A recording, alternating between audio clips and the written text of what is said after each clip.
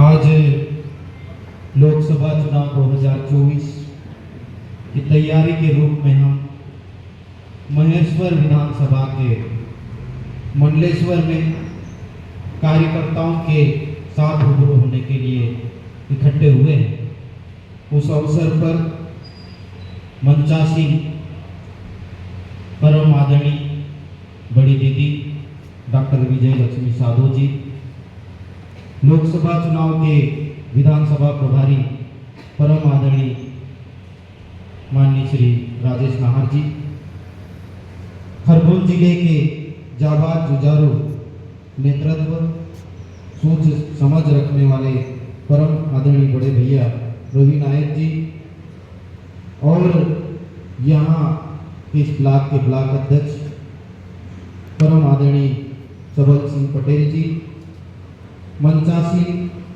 Congress party के वरिष्ठ नेता अब्दुल खालिद कुरैशी जी, मथुरालाल जी पाटीदार जी, ज्ञानचंद जी पाटीदार जी, अर्जुन सिंह ठाकुर जी और मेरे नौजवान साथी साथ में काम करने वाले रणजीत सिंह कोहर जी और मंच पर उपस्थित अन्य वरिष्ठ साथी, उतने ही महत्वपूर्ण मंच के सामने बैठे हुए कांग्रेस पार्टी के तमाम कार्यकर्ता, जिसमें कांग्रेस पार्टी के अलग अलग प्रकोष्ठ के जिले के पदाधिकारी, ब्लॉक के पदाधिकारी, मंडल के पदाधिकारी, सेक्टर के पदाधिकारी, बूथ के पदाधिकारी और कार्यकर्ता, मैं सबका तालियों की गड़गड़ाहट से हृदय के अनंत गहराइयों से स्वागत करना चाहता हूं। मां नर्मदा के तट पर बसे धार्मिक नगरी मंडलेश्वर और उसमें यहाँ का एक बहुत अच्छा नेतृत्व, जितना मैं दीदी के माध्यम से जानने का प्रयास किया, यहाँ के कार्यकर्ताओं के माध्यम से जानने का प्रयास किया, स्वर्गीय श्री सीताराम जी साधु जी को मैं श्रद्धा सुमन अर्पित करता हूँ। साथ ही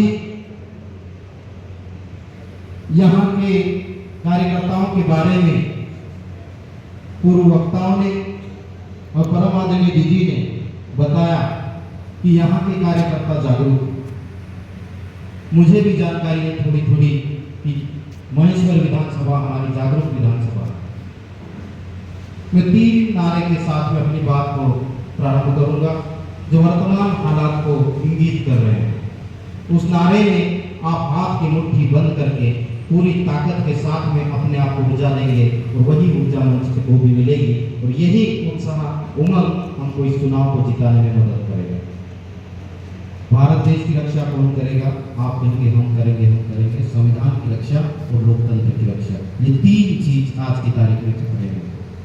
और तो चीजें है ही, लेकिन बड़ी बड़ी यदि बात करेंगे तो ये बड़ी बड़ी बातें इसमें समाहित है। भारत देश की रक्षा कौन करेगा? हम करेंगे, हम करेंगे। मजबूती से आवाज नहीं आ रही। भारत देश की रक्षा कौन करेगा? हम करेंगे, हम करेंगे। कुछ लोगों के हाथ नहीं उठ रहे। हमको मिल के लड़ना। मैंने जैसे टिकट डिक्लेयर हुआ एक ही नारा दिया है, मिलकर लड़ेंगे, जीत कर लड़ेंगे, क्योंकि ये चुनाव बहुत बड़ी चुनौती हम लोगों के लिए। जब तक मिलकर नहीं लड़ेंगे तब तक ये चुनाव को हम जीत नहीं सकते।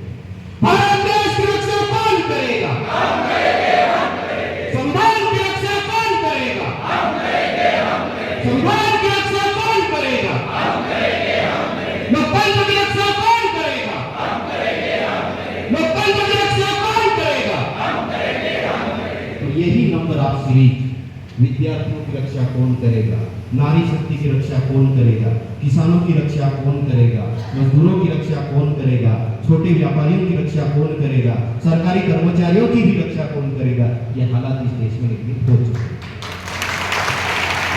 तो साथियों, मैं कांग्रेस पार्टी के हमारे खरगोन बड़वानी लोकसभा के जो हमारे सीनियर लीडर, जिसमें माननीय सुश्री डॉक्टर विजय लक्ष्मी साधो जी, माननीय श्री अरुण यादव जी, माननीय श्री रवि जोशी जी, माननीय श्री बाला बच्चन जी और जो हमारे रनिंग एमएलए हैं उसमें माननीय श्री सचिन यादव जी, माननीय श्री केदार डावर जी, माननीय श्री मोन्टू सोलंकी जी, माननीय श्री राजेंद्र मंडल जी और उनके साथ में जो किन्हीं कारणों से चुनाव हार गए हैं, जिनमें माननीय श्री सुश्री चंद्रभागा किराड़े जी और एक ही है बाकी रवि जोशी जी का नाम तो आ गया, दीदी का नाम आ गया, उन सब लोगों का मैं दिल की अनंत गहराई से इस मंच से आभार व्यक्त करता हूं। और देश का जो शीर्षक नेतृत्व है कांग्रेस पार्टी का, मध्य प्रदेश का शीर्षक नेतृत्व है,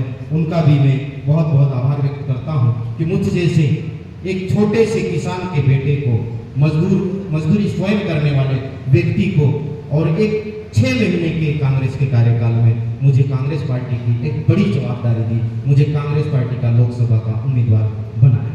मैं उनका सबका दिल की अनंत गहराई से आभार व्यक्त करता हूं। और ये मुझे मेरी जिम्मेदारी का एहसास है। एक कार्यकर्ता है जाट जी, आपकी भावनाओं का हम कदर करते हैं। मुझे मेरी जिम्मेदारियों का एहसास है क्योंकि मैंने, जैसे दीदी ने कहा, मैं पहले भी मिलने आया था, विधानसभा की टिकट के लिए भी दीदी से मिलने आया था। क्यों बेवकूफ़ी कर रहे हो तुम? अच्छी खासी नौकरी है, वो भी सेल टैक्स की नौकरी है, पूरे परिवार के बारे में जानकारी ली मुझसे और कहा कि भाई यहाँ कोई कदर नहीं है, तुम अपनी नौकरी करो। मैंने कहा दीदी ठीक है, मैं आपके सुझाव को सिरोधार्य करता हूँ। कई लोगों के पास में गया हूँ, कई लोगों ने बोला कि ऐसी बेवकूफ़ी मत करो। जब मैंने नौकरी छोड़ दी, मैंने कहा मेरे को विधानसभा टिकट मिलते मिलते मेरा कट गया, जो प्रक्रिया का हिस्सा है, मुझे कोई शिकवा शिकायत नहीं। जैसे मेरा टिकट कटा उसके बाद में मैं पूरी तल्लीनता के साथ में कांग्रेस पार्टी के साथ में काम करते रहा। फिर लोकसभा के चुनाव की सरगर्मियाँ बढ़ी, मैं टिकट मांगने के लिए फिर लोगों के पास में दौड़ा, यहाँ से वहाँ, इनके यहाँ उनके यहाँ। सबने कहा कि भैया तुम राजनीति ज्वाइन कर रहे हो, उगने से पहले खत्म मत हो जाओ, तुम ऐसी राजनीतिक सुसाइड करने का प्रयास मत करो। मैंने कहा कई सारे लोगों को कि जो हालात है उसको हम चुनौती के रूप में स्वीकार करते हैं, और जो लोग बोल रहे हैं कि खरगोन बड़वानी लोकसभा हमारे लिए कमजोर है, हम उसी को मजबूत बनाएंगे और कार्यकर्ता और नेताओं के साथ मिलकर इस सीट को जीत के दिखाएंगे। और आज की तारीख में शायद 12 मार्च को टिकट डिक्लेयर हुआ था। 12 मार्च के टिकट की घोषणा के बाद में हमको पहला काम करना था, हर विधानसभा में जाके कार्यकर्ताओं से मिलना था। लेकिन योग संयोग ऐसा था कि हमारी विधानसभा लोकसभा ट्राइबल है और उसमें आदिवासी बहुल इलाके में भूमिया हटा था। तो हमने प्रयास किया कि वहां जाकर हमारे लोगों से मिले। भूंगिया हाट हमारी लड़ाई की बदौलत बोल रहे हैं, नहीं तो लोग इसको वैलेंटाइन डे बोलते थे, परिणव पर्व बोलते थे, आदिवासियों का शादी का त्योहार बोलते थे। 2007 से इस लड़ाई को हमने प्रारंभ की थी। और ये जो इलेक्ट्रॉनिक प्रिंट मीडिया, कोई भी समाचार पत्र ऐसा नहीं है जिससे हमारी डिबेट नहीं हो, कोई भी इलेक्ट्रॉनिक मीडिया वाला ऐसा नहीं होगा जिससे हमारी डिबेट नहीं होगी। और ये जो माननीय राहुल गांधी जी हमारे नेता संघर्ष कर रहे हैं ना, वो सच कहते हैं कि ये मीडिया वालों को लोगों ने खरीद लिया है और उनके कोई मालिक हैं, किसी के इशारे पे काम करते हैं, तो मानते नहीं थे। लेकिन हमने कई समाचार पत्र की होलियां जलाई, कई जगह पे संघर्ष किया। मध्य प्रदेश शासन में अशासकीय प्रस्ताव आया और ये भूंगिया हाट शब्द जुड़ा। और 2007 में जब मैं बिल्कुल न्यू कमर्स था शासकीय सेवा में, मैंने एक लेख लिखा था, स्वदेश पेपर में फ्रंट पृष्ठ पे छपा था। जो मैंने लिखा था वही रिसर्च रिपोर्ट में पाया। तो ये मैं कहना चाह रहा हूं कि जो आप लोग चुनौती बोल रहे हैं, मैं उसे स्वीकार करने के लिए तैयार हूं। एक छोटा सा उदाहरण देके बता रहा हूं कि लड़ाई किस तरह से लड़ना हमारे जो सीनियर लीडर हैं उनके मार्गदर्शन में हम लड़ने के लिए तैयार हैं। एक बात। दूसरी जो बात है कि टिकट डिक्लेयर हुआ, भोगिया हाट में हम घूमे, भोगिया हाट में घूमे क्योंकि ये भोगिया हाट किसी एक व्यक्ति विशेष का नहीं है, एक समाज विशेष का भी नहीं। ये होलिका पूजन सामग्री खरीदने का एक हाट, उसमें सभी समाज के लोग जाते हैं और होलिका पूजन सामग्री खरीदते हैं। तो घूमते घूमते मेरे सामने जो भाजपा के प्रत्याशी हैं माननीय श्री गजेंद्र पटेल जी निवाली भूंगिया हाट में आए और पत्रकारों को मसाला लगा। हम दोनों के एक दूसरे के सम्मुख पाए, दोनों से सवालों की बौछार की गई। तो हम तो भैया किसान के बेटे, गरीब के बेटे और छोटे बड़े का मान सम्मान करना जानते हैं। लेकिन माननीय गजेंद्र सिंह पटेल जी बड़ा सा काला सा चश्मा आंखों में लगाए हुए, पान चबाते हुए, भैया पान बनारस वाले, और पान खाते हुए सवालों का जवाब दे रहे थे। हमने कहा, जब उनसे सवाल पूछा मीडिया वालों ने कि आप अपनी जीत को लेकर कितना आश्वस्त हैं, तो एक घमंड, एक अहंकार पूरा सामने झलक रहा था। फिर हमसे सवाल किया, तो उन्होंने उनसे सवाल किया कि आप जीत के प्रति कितना आश्वस्त हैं। मोदी जी ने इतना काम किया इस देश में, और हमारी लोकसभा में हमने बहुत काम किया है, जनता हमको भरपूर आशीर्वाद देगी और हम ये सीट 4 लाख वोट से जीत करेंगे। बहुत अच्छी बात। फिर हमसे सवाल किया, करते जी ये 4 लाख का दावा है, आपका क्या कहना है? मैंने कहा कि मैं तो अपनी योग्यता के बाद और लोगों को मैं ये काम करूंगा करके जाऊंगा, लेकिन यहाँ की जनता इनके हिसाब मांगेगी और 13 मई को मतदान रूपी हमको आशीर्वाद देगी। मैं इतना ही कहना। तो वो वीडियो बहुत चला, पूरे देश में चला, लाखों व्यूज आए हैं उसके। तो एक छोटी सी बात मैंने ये कही कि जैसे ही चुनाव प्रचार धीरे धीरे आगे बढ़ रहा है, वैसे ही सामने घबराहट हो रही है। और घबराहट फूललाल खरते जी से नहीं, घबराहट कांग्रेस पार्टी के कार्यकर्ताओं की एकजुटता से है। कांग्रेस पार्टी के जो हमारे नेता है, उनकी एकजुटता की वजह से उधर खुदली मची है। और इसी भूमिया तो हम क्षेत्र के लोग देखते हैं, इस देश के माननीय, इस प्रदेश के माननीय मुख्यमंत्री को क्या जरूरत पड़ेगी? सेंधवा विधानसभा में आते हैं और हमारे सेंधवा विधानसभा के छोटे छोटे व्यापारियों को, जो एक व्यापार अच्छा चलता है घुंडियाहाट में, उनके व्यापार को तहस नहस किया माननीय मोहन यादव जी ने। फिर डिप्टी सीएम के दौरे, कल कहीं और थे, कल हमारे सेंधवा में विराजमान हो रहे हैं। तो साथियों, मैं कहना चाहता हूं, ये लड़ाई सिर्फ भाजपा और कांग्रेस की नहीं है। जैसे कि परम आदरणीय दीदी ने कहा और मैंने नारों से आपसे स्वीकृति ली कि ये लड़ाई इस भारत देश को बचाने की है, ये लड़ाई इस देश के संविधान को बचाने की है, ये लड़ाई इस देश के लोकतंत्र को बचाने की है। इस लड़ाई में मेरे भाई जो कार्यकर्ता कह रहे थे हम नेताओं के लिए काम करते हैं, मैं इसकी जब उनकी बात कह रहा हूं, हम अपने लिए काम करते हैं। यदि पूरी ताकत और शिद्दत के साथ में लड़ेंगे और जीतेंगे तो हम सबके काम होंगे। आदरणीय दीदी को किन्हीं कारणों से हार का मुख देखना पड़ा। हम जैसे नौजवान साथियों को बहुत दर्द हुआ कि देश, इस राज्य के जो विधानसभा है, मुखर आवाज होती है, तथ्य के साथ में, डाटा के साथ में, तर्क के साथ में, ऐसे लोगों को हराने के लिए इन लोगों ने एड़ी चोटी का जोर लगाया। और हमारे कार्यकर्ता, हमारे कुछ कार्यकर्ता इनकी बुनी हुई चाल में फंस गए और हमारे एक प्रमुख कद्दावर नेता को हरा दिया। लेकिन अभी लोकसभा के रूप में इस भाजपा से बदला लेने का अवसर हमको है। हम महेश्वर विधानसभा सहित 8 विधानसभा लोकसभा में जीतना चाहते हैं और कार्यकर्ताओं को पुनः सबल देना चाहते हैं। और यदि हम जिस शिद्दत से धीरे धीरे आगे बढ़ रहे हैं, जिस ईमानदारी के साथ में धीरे धीरे आगे बढ़ रहे हैं, इस मोमेंटम को 13 तारीख तक यदि बना के रखे तो जीत तो सुनिश्चित है ही, लेकिन कितने वोटों से जीतेंगे ये महत्वपूर्ण बात है। और ये बात महेश्वर में बैठे इसलिए नहीं कर रहे हैं, करीब करीब सारी विधानसभा में हमारा कहीं न कहीं आना जाना हुआ है। ये टिकट के पहले भी घूम रहे हैं, क्योंकि हम सिर्फ चुनाव लड़ने के लिए कांग्रेस पार्टी में नहीं आए। हम कांग्रेस पार्टी का एक छोटा सा सिपाही बनकर काम करने के लिए आए। ये टिकट नहीं भी मिलता तब भी ये फूललाल खरते आपकी महेश्वर विधानसभा में आता और इसी प्रकार से बात करता। तो साथियों, पूरा संज्ञान है और बड़वानी जिले की 4 विधानसभा और हमारी बड़वानी जिले से लगी हुई भगवानपुरा विधानसभा और खरगोन कसरावत और ये महेश्वर, इसमें चारों विधानसभा में हम कह रहे हैं 4 लाख घर पे चुनाव नहीं लड़ रहा। चुनाव कांग्रेस पार्टी के बूथ लेवल के कार्यकर्ता लड़ रहे हैं, और जब कार्यकर्ता चुनाव लड़ते हैं तो चुनाव कभी नहीं होता।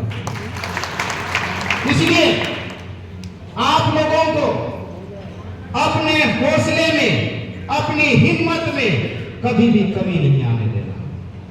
और सीनियर लीडर डॉक्टर साधु जी और मनचा सिंह कांग्रेस पार्टी के पदाधिकारी और कार्यकर्ताओं के बीच में पूरे हौसला आवाज के साथ में आप लोगों के बीच में कह रहा हूं, मैंने जो नौकरी छोड़ी है, नौकरी राजनीति में आना एक संयोग है, लेकिन समाज और देश सेवा के नाम पे अपनी पूरा जीवन समर्पित किया है।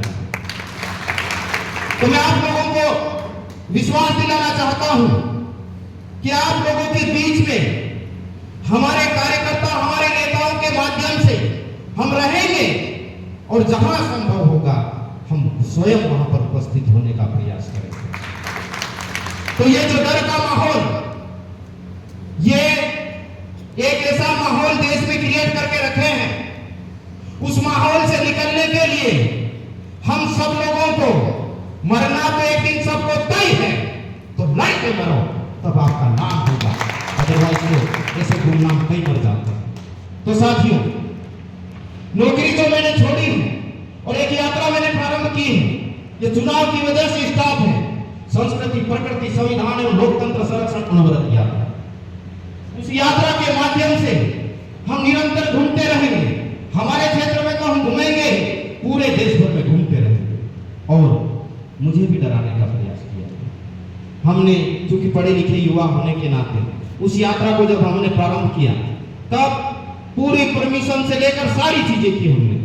जो साउंड पे प्रतिबंध लगाएंगे, सरकार बनते ही कोई अच्छा काम करना था दीदी, कोई शिक्षा को लेकर कोई बड़ा प्रमाण सुनाते, स्वास्थ्य को लेकर कोई बड़ा प्रमाण निकालते, खेती को लेकर कोई बड़ा प्रमाण निकालते, कोई स्ट्रक्चर निर्माण के लिए कोई ऐसा बड़ा प्रमाण निकालते, लेकिन ध्वनि विस्तारक यंत्र पे प्रतिबंध लगा के इन्होंने एक पहला प्रमाण जारी किया, और उसके तहत मुझे कई जगह पे रोका। यहां से तो हम निकल के चले गए, अंदर से तो ऐसा किया गया जैसे कि मैं देशद्रोही हूं।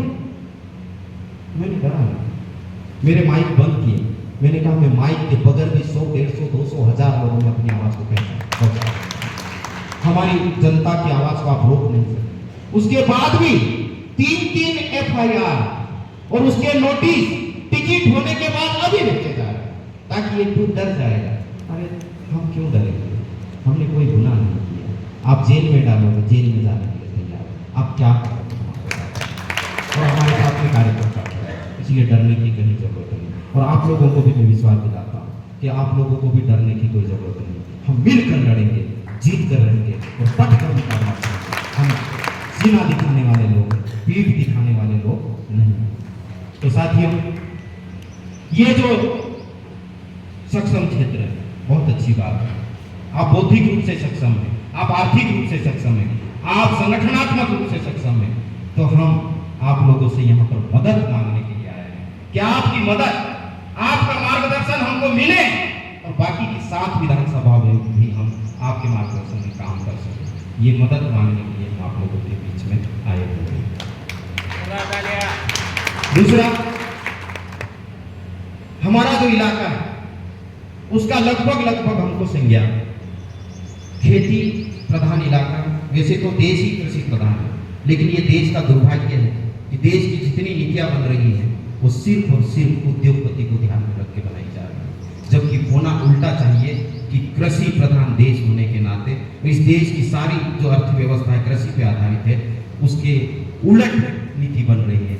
तो यहाँ पर जो सबसे ज्यादा एग्रीकल्चर कॉलेज होना चाहिए, वो भी पेस्टिसाइड, इंसेक्टिसाइड नहीं, जैविक आधारित, वो चीजें नहीं हो रही है। तो ये लड़ाई नीति निर्माण की है, और इसलिए मुझे बोला था दीदी कि बोले विधानसभा नहीं मिला तो तुम जनपद लड़ लेना, जिला पंचायत लड़ लेना, मंडी लड़ लेना, सोसाइटी लड़ लेना।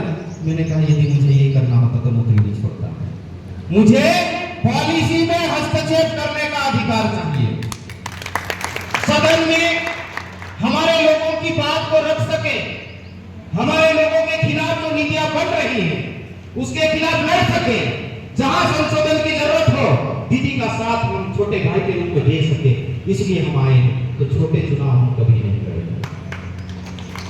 और पार्टी ने भी हमारी भावना का सम्मान किया और हमको टिकट दिया, लेकिन इस टिकट का महत्व तभी होगा जब आप लोग आशीर्वाद देंगे, मेहनत करेंगे और जीत जाएंगे। और कसम से ये विश्वास दिला रहा हूँ, ये घमंड नहीं है कि हमारे सीनियर लीडरों का आशीर्वाद रहेगा, मार्गदर्शन रहेगा। हम हर प्लेटफॉर्म पे जनता की आवाज को बुलंद करने का प्रयास करेंगे। ज्यादा बड़ी बात नहीं। तो संघर्ष करो, करने की संघर्ष करो, हम तुम्हारे साथ हैं। लाल खड़गे जिंदाबाद। यहाँ तो दीदी की जय होगी। तो यहाँ खेती पर आधारित हमारे किसानों की हालत क्या है हम ठीक ढंग से जानते हैं। 2014 में भाजपा ने जो झूठे वादे किए और किसानों की आय दुगनी करने की बात की, क्या हुई? क्या दुगनी आय? अच्छे दिन आए क्या? नहीं आए। बल्कि आज से 20 साल में भाजपा की सरकार होगी। 20 साल पहले कपास का भाव क्या था? कोई साथी बताएगा? 5,000 6,000, इससे ज्यादा था? ज्यादा आता था तो 5,000 6,000। और 20 साल बाद या 14 में सरकार बनने के बाद हो गए होंगे 25,000 30,000 रुपए के ऊपर। हुए क्या? नहीं हुए। जो आप खाद की बोरी खरीद के लाते हैं, कितने किलो की होती थी पहले? 50 किलो की। ठीक है, कीमत कितनी होती थी? 250 रुपए 300 रुपए। और आज 1400 1500 1700 रुपए। तो बाजार की कीमतें 4 गुना 5 गुना 6 गुना बढ़ गई है। लेकिन आपकी फसल की कीमत कितनी गुना बढ़ी भैया? 2-1 गुना तो बढ़ गई होगी? नहीं बढ़ी। और बाजार की चीज महंगी होगी, आपकी फसल की कीमत कम होगी, तो किसानों के हालात कभी भी ऊपर नहीं आ सकते। ये दुनिया बढ़ती जाएगी। यह नीतियों में खामी है, इसलिए हमें आप आशीर्वाद दें, इसलिए हम लड़ सकें। तो कांग्रेस पार्टी जो वचन पत्र लेके आई है, उसमें बहुत ही सोच समझ के माननीय राहुल गांधी जी, माननीय खड़गे जी, सोनिया गांधी जी, प्रियंका गांधी जी, इसमें दीदी का भी योगदान है कि एमएसपी गारंटी कानून लेके आए। वो भी कौन सा? स्वामीनाथन आयोग रिपोर्ट के आधार पर, जिसमें कि खेती में यदि 100 रुपए लगेंगे तो उसकी 1.5 गुना लागत, हम लागत जोड़ के 1.5 गुना कीमत तय करेंगे। 100 रुपए लगेंगे तो 150 रुपए की कीमत तय करेंगे। ये कांग्रेस पार्टी गारंटी दे रही है। तो कांग्रेस जो पार्टी, ये लोग बोलते हैं अंग्रेजों की पार्टी है, एक और शब्द बोलते हैं, मैं नहीं बोलूंगा, लेकिन कांग्रेस पार्टी गरीबों की पार्टी है, मजदूरों की पार्टी है, किसानों की पार्टी है और पूरे देश की जो आम जनता है उसकी पार्टी है। क्योंकि कांग्रेस पार्टी ने इस देश की आजादी की लड़ाई लड़ी है। कांग्रेस पार्टी ने इस देश को बनाया, जैसे कि दीदी ने बताया। और भाजपा ने क्या किया? भाजपा ने देश को बेचा है, आजादी के आंदोलन में भी गद्दारी की है और अंग्रेजों के साथ में इनके जो नेता है वो मिले हैं और हमारे देश के नेताओं को या जो स्वतंत्रता संग्राम सेनानी उनको हराने का काम किया। और आजाद होने के बाद भी सिंधिया जैसे गद्दार आए, उनके डीएनए में ये गद्दारी लिखी हुई है, इसलिए हमारी सरकार को हरा गिराई। तो कांग्रेस पार्टी को जो लोग गालियां देते हैं, उन लोगों को आप लोग सीधे शब्द में जवाब दीजिए कि आपने क्या क्या काम किए। गजेंद्र पटेल के माध्यम से हमारे क्षेत्र में गिनाइए, हमारे क्षेत्र की जनता हिसाब मांगना चाहती है। तो साथियों, मैं ज्यादा लंबी बात न करते हुए, क्योंकि हमको सिर्फ बात नहीं करना, फील्ड पे काम करना, और यहाँ पर कार्यकर्ता बैठे हुए, उनको ज्यादा ज्ञान बांटने की भी जरूरत नहीं है, सिर्फ उनको हौसला दिलाने की जरूरत है।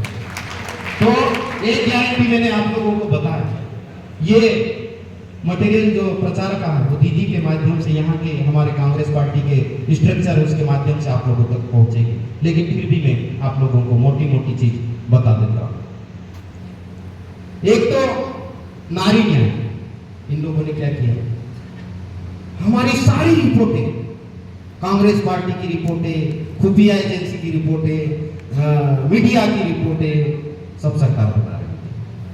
और पूर्ण बहुमत से हम जो 23 का विधानसभा चुनाव लड़ रहे थे उसमें सरकार बन रही थी। लेकिन इन लोगों ने क्या किया? इन लोगों ने हमारी नारी शक्ति को बेवकूफ बनाया और बोला कि लाडली बहना योजना ला रहे हैं और आपके खाते में हम 1250 रुपये देंगे और सरकार बनते 3000 रुपये देंगे। दिए क्या? नहीं दिए। तो कांग्रेस पार्टी नारी न्याय योजना लेकर आ रही है। गरीब परिवार की एक महिला को प्रतिवर्ष 1 लाख रुपए देने की बात कांग्रेस पार्टी कर रही है और ये 1250 की बात कर रही है, हम 1 लाख रुपए देने की बात कर रहे हैं। दूसरा, किसानों का जो एमएसपी वाली बात है वो तो ला ही रही, साथ ही साथ जीएसटी की बात की भाई साहब ने। मैं जीएसटी में ऑफिसर था, मैं जानता हूँ जीएसटी का दर्द कितना खतरनाक है और हमारे छोटे व्यापारियों को सता रहा है। ये तो बड़े बड़े उद्योगपतियों को देश के जो व्यापार है वो हवाला करना चाहते हैं, बड़े बड़े मॉल खोलना चाहते हैं, छोटे व्यापारियों के लिए जान लेना चाहते हैं। तो जो किसानों की फसल है, आप तो शिक्षा की बात कर रहे हैं, किसानों की फसल है उस पर भी जीएसटी लगती है।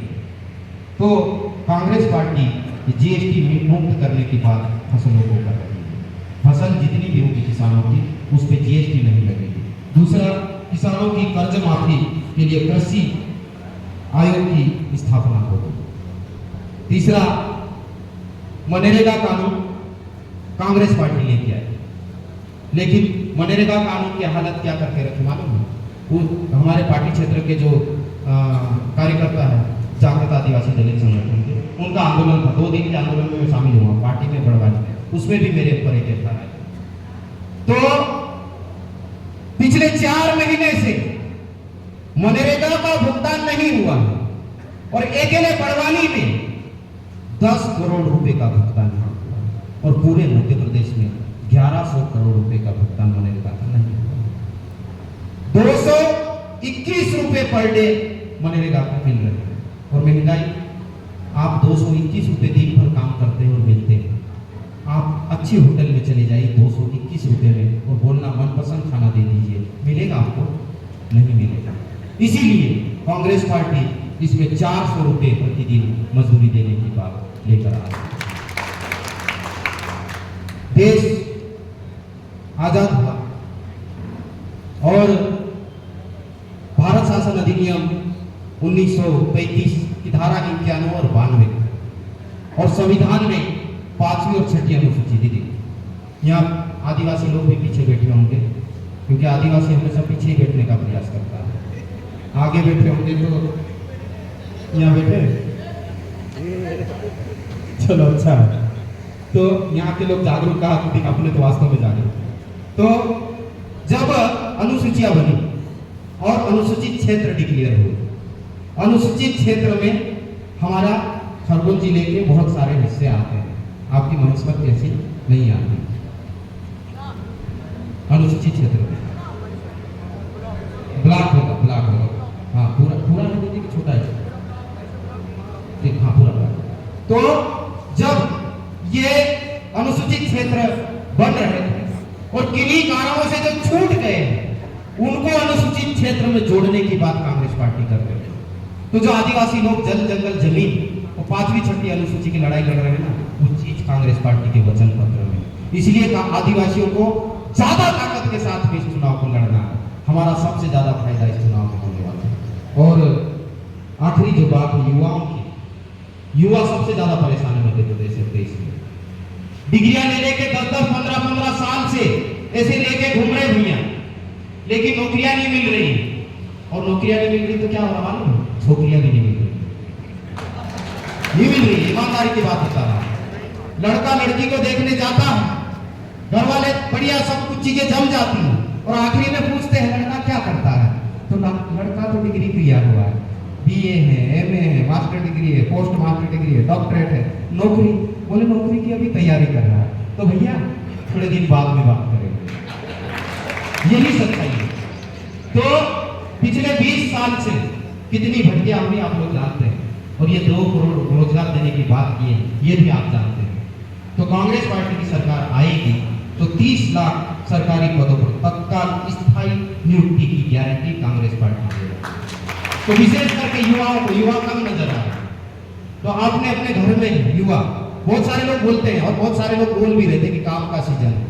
भैया ये राजनीति जो है ना, सबके जीवन को प्रभावित करती है, विद्यार्थी को भी प्रभावित करती है, मजदूर को भी, किसान को भी, व्यापारी को भी, नौकरी वाले को भी, सबको।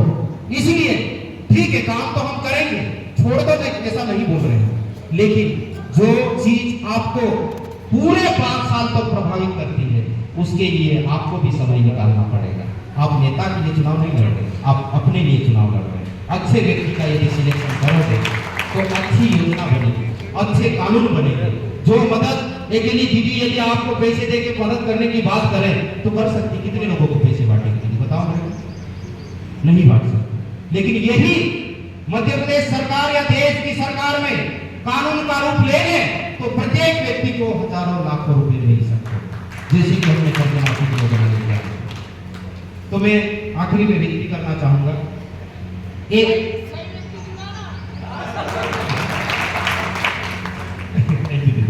तो एक जो बात, हमारे जो नौजवान साथी अपने अपने घर में, सबके घर में नौजवान साथी है ना, नौजवानों को निकालना हो, ये भी नौजवान है, नौजवान भी काम करें, बाकी किसका तो ये लोग घर में बैठ करेंगे।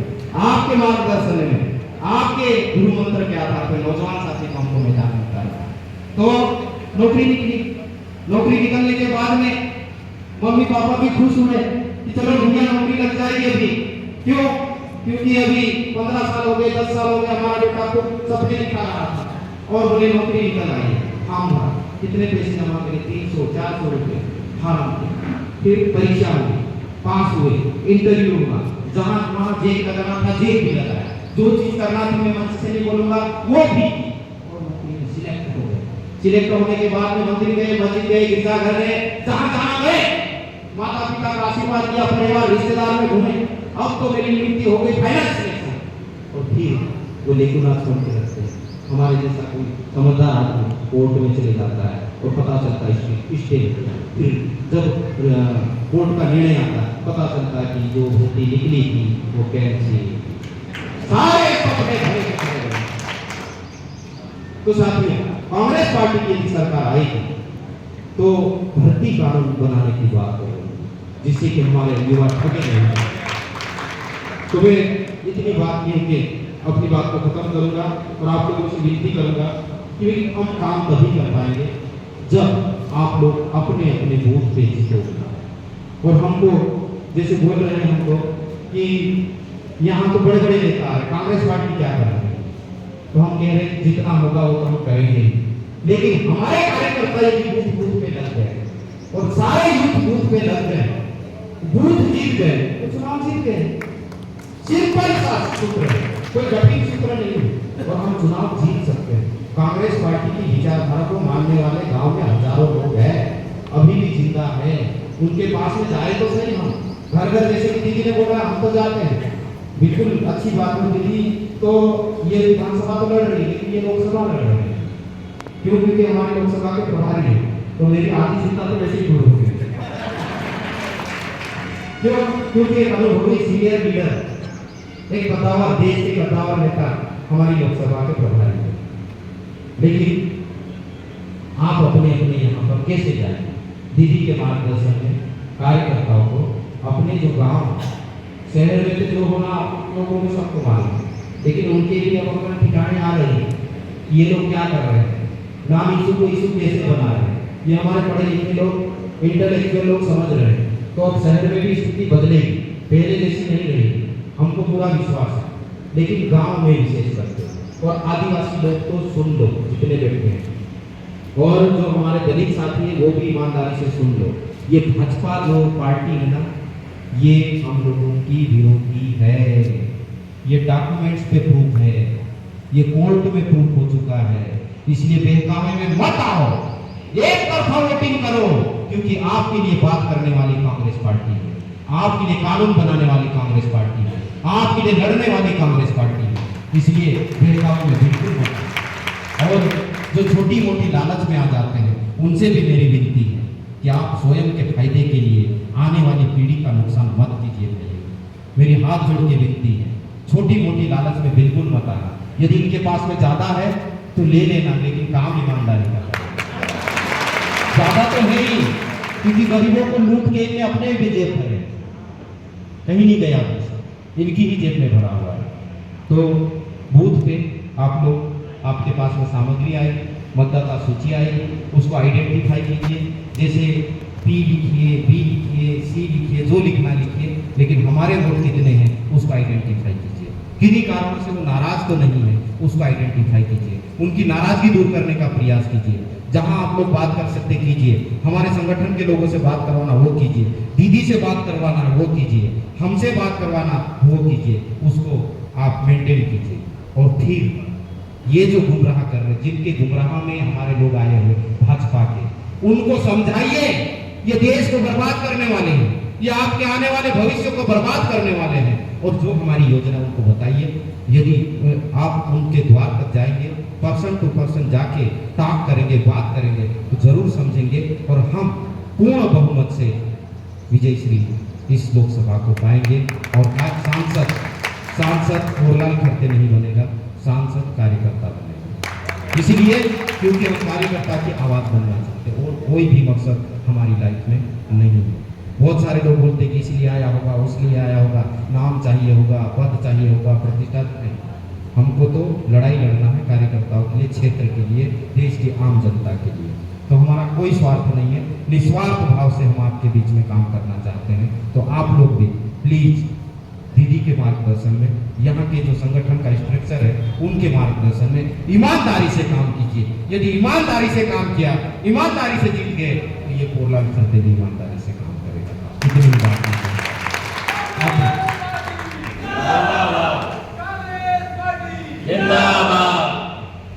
भैया, मैं आपकी आवाज में कर लेता हूँ, ठीक है? एक नारा लगाएंगे, मिलकर लड़ेंगे, जीत कर लड़ेंगे। मैं कहूँगा मिलकर लड़ेंगे, आप कहेंगे मुट्ठी बंद कर, ताकत और आत्मविश्वास के साथ में जीत कर लड़ेंगे। दूसरा, कांग्रेस पार्टी जिंदाबाद।